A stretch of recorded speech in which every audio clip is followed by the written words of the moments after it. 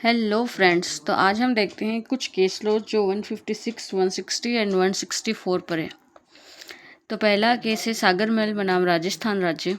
इसमें कहा गया मजिस्ट्रेट अतिरिक्त अन्वेषण कर सकता है किंतु पुनः अन्वेषण या नए सिरे से अन्वेषण का आदेश नहीं कर सकता। फर्दर इन्वेस्टिगेशन कर सकता है, री इन्वेस्टिगेशन मजिस्ट्रेट नहीं कर सकता। दूसरा केस है धर्मेश भाई वसुदेव भाई बनाम गुजरात राज्य। इसमें कहा गया कि 156(3) में आई रिपोर्ट्स को मानने के लिए मजिस्ट्रेट बाध्य नहीं है, वह अतिरिक्त अन्वेषण का आदेश दे सकता है, फर्दर इन्वेस्टिगेशन का आदेश दे सकता है। धर्मेश भाई बनाम वसुदेव भाई गुजरात राज्य। नेक्स्ट अपना केस है पूजा पाल बनाम भारत संघ 2016 का केस है। इसमें एक कोड बताया गया कि त्वरित न्याय एक मूलभूत अधिकार है, speedy justice our fundamental rights, परंतु ये सत्य के साथ प्राप्त किया जाना चाहिए। परंतु ये क्या है, इसे कैसे ऑब्टेन किया जाना चाहिए? ऑब्टेन बाय ट्रूथ, इसे सब सत्य के साथ ही प्राप्त किया जाना चाहिए। तो ये एक कोट दिया गया था पूजा पाल बनाम भारत संघ 2016 के बाद में। नेक्स्ट केस है अपना पाल सिंह बनाम पंजाब राज्य 1972 का। इसमें कहा गया कि यदि परिवादी को यह इत्तला मिलती है कि पुलिस अधिकारी के पास अन्वेषण के आधार नहीं है और वह अन्वेषण नहीं करेगा, ठीक है, आगे जब 156 या 57 में जहाँ मजिस्ट्रेट बोलता है ना पुलिस अधिकारी की नहीं इत्तला वो अन्वेषण के आधार नहीं है और वो उस पर अन्वेषण नहीं करेगा, तो व्यथित व्यक्ति या परिवादी क्या करेगा? 159 में मजिस्ट्रेट के समक्ष अन्वेषण का आवेदन कर सकेगा। पाल सिंह बनाम पंजाब राज्य 1972। नेक्स्ट केस है नंदिनी सतपति बनाम पीएल दानी 1978 का।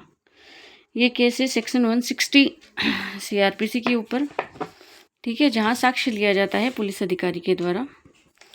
तो सुप्रीम कोर्ट ने कहा कि यदि किसी महिला को पुलिस थाने में हाजिर होने के लिए विवश किया जाता है तो ये 160 की उपधारा 1 के उपबंधों का उल्लंघन है। 160(1) में जो परंतुक दे रखा है कि 60 वर्ष 15 वर्ष से कम आयु का पुरुष या 60 वर्ष से अधिक आयु के पुरुष, महिला या किसी रोगी या शिथिलांग व्यक्ति को पुलिस स्टेशन में किसी भी बयान के लिए नहीं बुलाया जाएगा। तो उसी के संबंध में ये केस लॉज है नंदिनी सतपति बनाम पीएल दानी 1978 का। इसमें कहा कि यदि महिला को पुलिस थाने में हाजिर होने के लिए फोर्स किया जाता है तो ये 160 के क्लोज 1 के उपबंधों का उल्लंघन है। इम्पोर्टेंट केस है, वेरी इंपॉर्टेंट। नेक्स्ट इसी पे केस है कमल लांथा नाथ बनाम तमिलनाडु राज्य 2005 का केस है। इसमें कहा गया कि स्त्री ही उसके निवास स्थान से अन्यत्र परीक्षा की जा सकती है। जो स्त्री है उसके निवास स्थान से ही अन्यथा परीक्षा की जा सकती है यदि मजिस्ट्रेट से पूर्व आज्ञा ले ली गई हो। कि ना कौन से आधार होंगे? अगर मजिस्ट्रेट से पूर्व आज्ञा ले ली गई है तो उसकी परीक्षा उसके निवास स्थान से अन्यत्र की जा सकती है, या फिर यदि ऐसा करना न्याय हित में आवश्यक हो। अगर जस्टिस के लिए न्याय हित में ऐसा करना आवश्यक है तो ऐसा किया जा सकता है कि उसके निवास स्थान से भिन्न किसी स्थान पर उसकी परीक्षा की जा सकती है, किसी भी स्त्री की। तो स्त्रियों के संबंध में सीआरपीसी में जो केस लॉज दिए गए हैं ये इम्पोर्टेंट है सेक्शन 160 के रिगार्डिंग। अब हम देखते हैं सेक्शन 164 के रिगार्डिंग्स कौन कौन से केस लॉज बनते हैं। रामकिशन सिंह बनाम हरमीत कौर 1972 का केस है। इसमें कहा गया सुप्रीम कोर्ट ने कहा कि 164 में दिया गया जो बयान है वह ठोस सबूत है और इसका प्रयोग किस में किया जाएगा? गवाह की पुष्टि या खंडन में किया जाएगा, ठीक है, अच्छा केस है। नेक्स्ट है जोगिंदर सिंह बनाम उड़ीसा राज्य। ये केस है कि केवल पुलिस अधिकारी 164 के बयान दर्ज करने के लिए निवेदन कर सकता है, पीड़ित और अभियुक्त नहीं। तो कई बार ऐसे इंटरव्यू में क्वेश्चन पूछ लिया जाता है कि 164 के बयान करने के लिए कौन आवेदन करेगा? पीड़ित स्वयं जाके 164 के बयान लिखवाएगा? पीड़ित स्वयं मजिस्ट्रेट को कहेगा कि 164 के बयान लिखो? तो नहीं, इसके लिए आवेदन करेगा पुलिस अधिकारी कि 164 के बयान मजिस्ट्रेट के द्वारा लिखे जाएँ। पीड़ित और अभियुक्त इसके आवेदन नहीं कर सकते, ठीक है, अच्छा केस है। नेक्स्ट है श्रवण सिंह बनाम पंजाब राज्य। श्रवण सिंह बनाम पंजाब राज्य के केस में कहा गया कि यदि संस्कृति सामान्य अपराधी करता है अगर कन्फेशन जो है, संस्वीकृति जो है, वो अगर सामान्य अपराधी कर रहा है तो एक ही टेस्ट होगा कि क्या यह स्वैच्छिक है, ठीक है, कि क्या यह स्वैच्छिक है। और यदि संस्वीकृति कोई सह अपराधी करता है तो मजिस्ट्रेट को यह देखना पड़ेगा कि क्या यह स्वैच्छिक है और क्या यह सत्य है। इन दोनों आधारों पर मजिस्ट्रेट अगर इन दोनों के जो क्वेश्चंस के जो आंसर मिलते हैं उससे मजिस्ट्रेट अगर पूर्णतः सहमत हो जाता है तो वह उस संस्वीकृति को लिखेगा, अन्यथा नहीं लिखेगा। तो सामान्य अपराधी करता है तो ओनली ये कि क्या भाई आप अपनी इच्छा से कर रहे हो, अगर आप इसे करते हो तो यह आपके विरुद्ध उपयोग में ली जाएगी। तो उसमें तो खाली यही देखा जाएगा कि क्या यह स्वैच्छिक है।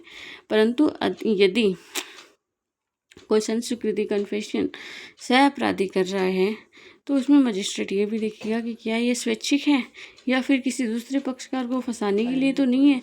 तो उसमें ये एक टेस्ट और किया जाएगा कि क्या ये सत्य भी है। इस पर भी अगर मजिस्ट्रेट का समाधान हो जाता है कि हाँ यह स्वैच्छिक एवं सत्य है, तभी मजिस्ट्रेट संस्वीकृति को अभिलिखित करेगा।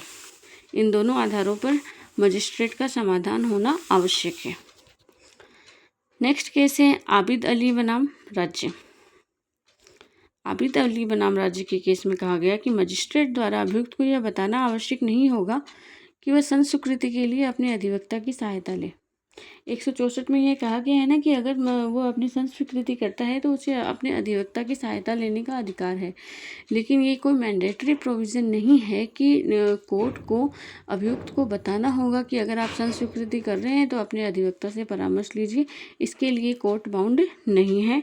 तो इसमें कोर्ट को छूट देते हुए न्यायालय ने निर्णय दिया है कि मजिस्ट्रेट के द्वारा अभियुक्त को यह बताना आवश्यक नहीं होगा कि यदि वो संस्वीकृति करना चाहता है तो पहले अपने अधिवक्ता से सलाह ले ले। नेक्स्ट केस है अपना सज्जन सिंह बनाम पंजाब राज्य और राज्य बनाम दुलारा हजारा। दोनों केस एक ही हैं। इसमें एक ही बात कही गई कि 164 की क्लॉज 3 में संस्वीकृति अभिलिखित करने से पूर्व 24 घंटे न्यायिक अभिरक्षा में भेजा जाना आवश्यक है।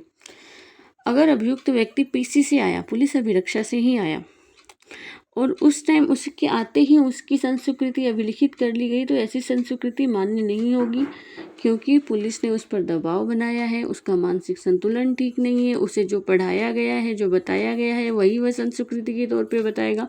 इसीलिए मजिस्ट्रेट का यह दायित्व है कि किसी भी व्यक्ति की संस्वीकृति लिखी जा रही है तो उसे पुलिंग टाइम दिया जाएगा। पुलिंग टाइम मैक्सिमम 24 आवर्स का होगा, मिनिमम कितना भी हो सकता है।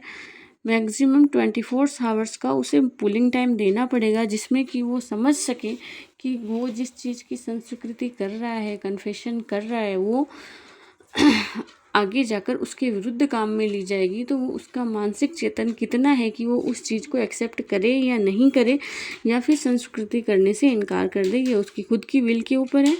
तो ये बहुत इम्पोर्टेंट और बहुत अच्छा क्वेश्चन है। कई बार पूछ लिया जाता है कि पुलिंग टाइम कितना दिया जाता है।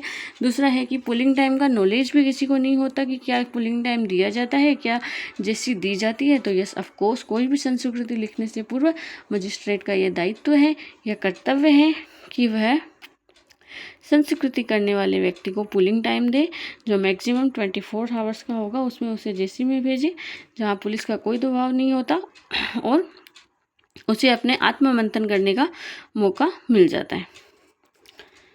नेक्स्ट एंड लास्ट केस है कर्नाटक बनाम तरकारी सिवन्ना। इस केस में काफ़ी अच्छी जजमेंट दिया कोर्ट ने और एक गाइडलाइन दी। इसमें जजमेंट तो क्या गाइडलाइन कहेंगे हम इसको, कि अभियुक्त या अन्य व्यक्ति को 164 के बयान की कॉपी संज्ञान के पश्चात दी जानी चाहिए। कॉग्निजेंस लिए जाने के पश्चात ही अभियुक्त को या किसी भी अन्य व्यक्ति को 164 के बयान की कॉपी दी जानी चाहिए। मजिस्ट्रेट के द्वारा यदि संज्ञान से पूर्व 164 के बयान की कॉपी दी जाती है तो ये न्यायिक अवमानना माना जाएगा, न्यायालय की अवमानना माना जाएगा। तो कभी भी 164 की जो कॉपी है वो इस इन्वेस्टिगेशन के संज्ञान के कॉग्निजेंस के पश्चात ही दी जाएगी, आफ्टर ही दी जाएगी, बिफोर नहीं दी जाएगी। अगर ऐसा कोई मजिस्ट्रेट पहले संज्ञान से पूर्व 164 की कॉपी दे देता है तो ये न्यायिक अवमान माना जाएगा। तो ये मजिस्ट्रेट के लिए काफ़ी इम्पोर्टेंट केस है ये। कर्नाटक बनाम तरकारी सेवन्ना, एक तरीके से उनके ड्यूटीज़ में ये जोड़ा गया है। तो ये थे अपने इम्पोर्टेंट केस लॉज।